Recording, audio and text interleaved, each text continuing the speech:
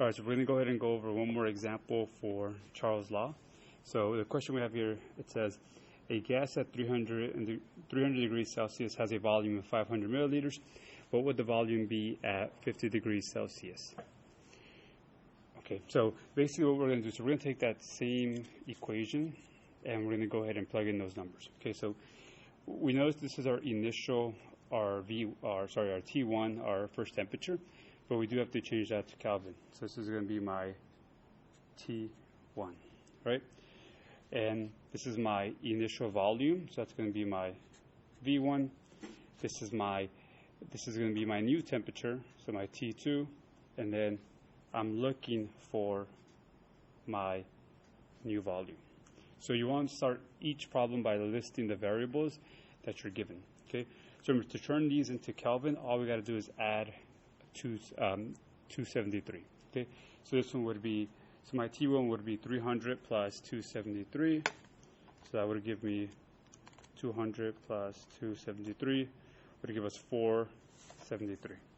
So 473 Kelvin, and this would just be 50 plus 273. 50 plus 273. That would give us 323. So T2 would be 323 Kelvin. Okay. Right, so I'm just going to go ahead and plug those in. So I know my V1 is 500 milliliters. Right, so I just plug it into this.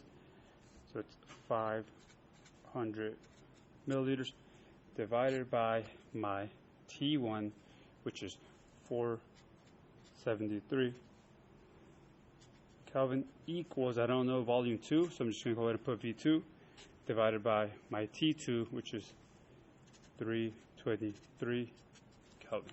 Okay, easiest way to rearrange this is, you can rearrange it beforehand or you can plug in. So in this example, I'm just plugging in and I'm solving for V2.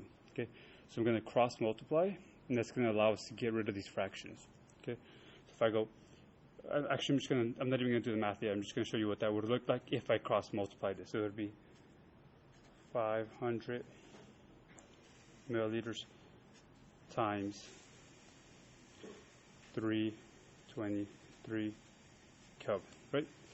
Equals, so I multiply these, they go on this side. I multiply these, they go on this side. So equals 473 Kelvin times V2.